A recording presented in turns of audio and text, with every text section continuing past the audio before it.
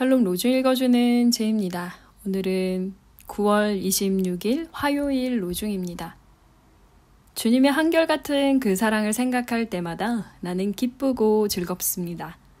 주님은 나의 고난을 돌아보시며 내 영혼의 아픔을 알고 계십니다. 시편 31편 7절. 내 집으로 가서 가족에게 주님께서 너에게 큰 은혜를 베푸셔서 너를 불쌍히 여겨주신 일을 이야기하여라. 마가복음 5장 19절. 감사하는 하루 되세요. 샬롬 하울람.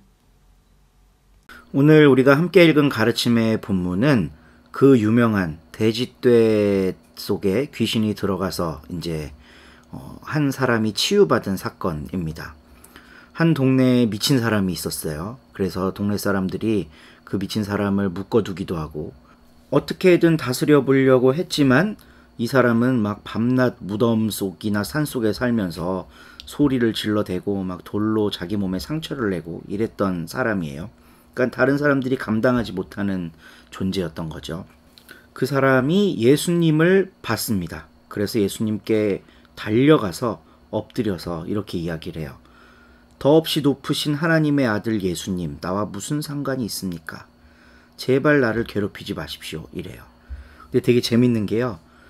예수가 하나님의 아들인 줄 아는 존재가 지금 마가복음 전체에서 아주 극소수만 그걸 알고 있는데 그 귀신 들린 사람이라는 거예요.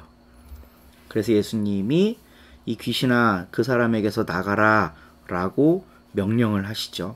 그러니까 예수님이 물으세요. 네 이름이 뭐냐? 군대입니다. 이 군대는 레기온이라고 해서 로마의 그 병력의 단위를 말하는데 한 6,000명 정도가 레기온입니다.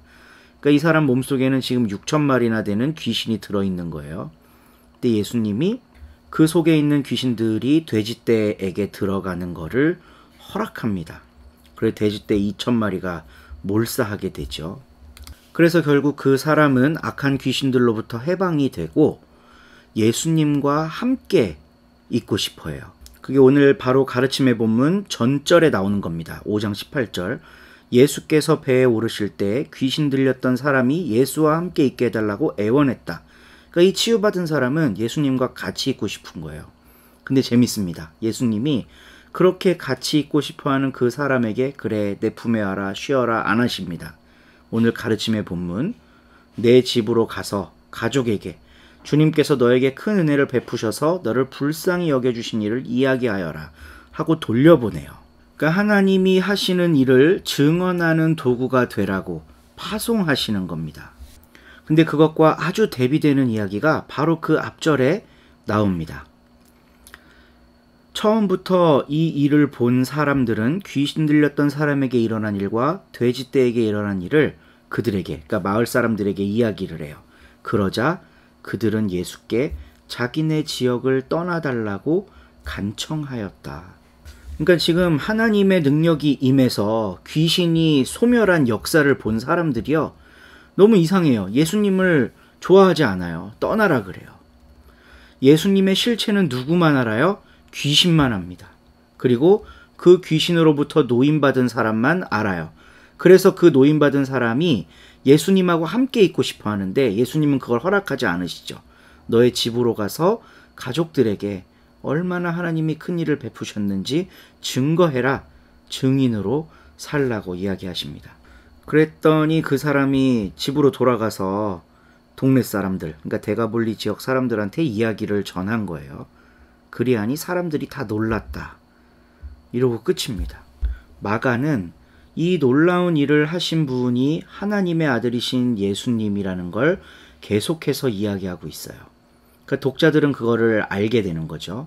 그런데 그 이야기의 주변 인물들, 그러니까 드라마로 치면 다른 조연들은 예수님이 하나님의 아들인 줄 아무도 모르는 거예요. 그러니까 예수님은 결국 굉장히 외로운 길을 홀로 가셨고 그 외로운 길의 끝에 순환을 당할 수밖에 없는 상황을 마가는 계속해서 암시하고 있는 겁니다. 능력이 나타나도 눈이 가려워지면 예수를 제대로 볼 수가 없는 겁니다. 이건 오늘날도 마찬가지인 것 같아요. 묵묵히 순환의 길을 홀로 가고 계신 예수에 마가가 집중하고 있었다면 오늘날 우리들은 그 마가의 시선으로 예수를 바라보고 있는가? 예수님은 지금 귀신을 쫓아내신 엄청난 치유의 사역을 하신 건데 돼지떼 2,000마리 죽은 것 때문에 예수가 부담스러워서 떠나라고 했던 그 모습은 우리들 가운데 없었을까? 함께 성찰하며 삶을 돌아보는 시간 되면 좋겠습니다. 그리고 이렇게 기도합시다. 마가가 보았던 그 예수 우리도 볼 수 있도록 도와주십시오. 좋은 하루 되세요. 9장. 사실 첫 번째 언약에도 하나님을 섬겨 예배하는 규정과 세상에 딸린 거룩한 곳이 있었습니다. 천막이 마련되었는데 첫째 칸에는 등불 받침대와 상과 차려둔 거룩한 빵이 있습니다. 이곳을 거룩한 곳이라고 합니다. 두 번째 나눔막 뒤에는 거룩한 곳이라고 하는 천막이 있습니다. 거기에는 금으로 된 분향 제단과 모든 면이 금으로 입혀진 언약 상자가 있습니다. 언약 상자 안에는 만나를 담은 금항아리와 아론의 쌍난 지팡이와 언약을 새긴 돌판들이 있습니다. 언약 상자 위로는 영광스러운 쿠룹들이 속죄판을 덮어 그림자를 드리우고 있습니다. 이것들에 대해 지금은 일일이 말할 수 없습니다. 이러한 것들이 이렇게 갖추어져 있어서 천막의 첫째 칸으로 제사장들이 언제든지 들어가서 하나님을 섬기는 직무를 다합니다. 그러나 둘째 칸으로는 1년에 딱 한 번 대제사장만 들어갑니다. 그것도 자신을 위해 또 백성이 알지 못하고 지은 죄를 위해 가져다 바치는 피가 없이는 들어가지 않습니다. 이로써 성령님이 보여주시는 사실은 거룩한 곳으로 들어가는 길이 아직은 드러나지 않았다는 것입니다. 첫 번째 천막이 그대로 서 있는 동안에는요. 첫 번째 천막은 현재 세대를 빗대어 가리키는 것입니다. 천막의 규례를 따라 예물과 희생제물을 가져다 바치지만 예배하는 사람의 양심을 그것들이 완전하게 할 수 없습니다. 그것들은 오직 여러 음식과 여러 음료와 다양한 씻는 예식에 관한 것으로 육신에 관련된 규정들입니다. 새로운 질서가 설 때까지만 효력이 있습니다. 그러나 그리스도님이 이미 현실이 된 좋은 일들의 대제사장으로 와 계십니다. 그분이 들어가신 천막은 더 크고 완전합니다. 그 천막은 손으로 만든 것이 아닙니다. 곧 이 창조 세계에 속한 것이 아니라는 말입니다. 그분은 숫 염소나 송아지의 피를 통하지 않고 자기 자신의 피를 쏟으셨습니다. 그렇게 단 한 번 거룩한 곳에 들어가셔서 영원히 죄에서 풀어주는 일을 해내셨습니다. 순염소나 황소의 피와 더럽혀진 사람들에게 뿌리는 암송아지의 재가 그들을 거룩하게 하여 육신을 깨끗하게 합니다. 그렇다면 그만큼 더 그리스도님의 피가 효력이 있을 것입니다. 그분은 영원한 성령님을 통해 자신을 흠없는 제물로 하나님께 바치신 분입니다. 그분의 피가 죽음에 이르게 하는 행실들로부터 우리의 양심을 깨끗하게 하여 살아계신 하나님을 섬기도록 할 것입니다. 이런 까닭에 그리스도님은 새 언약의 중보자이십니다. 그리스도님은 첫 번째 언약 아래에 있을 때 엇나간 죄에서 우리를 완전히 풀어주시려고 죽으셨기 때문입니다. 그리하여 부름받은 사람들이 약속하신 영원한 상속을 받게 해주셨습니다. 유언이 있는 곳에서는 유언한 사람의 죽음이 반드시 확인되어야 합니다. 유언은 그 사람이 죽은 것을 봐야 유효하게 되기 때문입니다. 유언한 사람이 살아있을 때는 유언에 아무 효력이 없으니까요.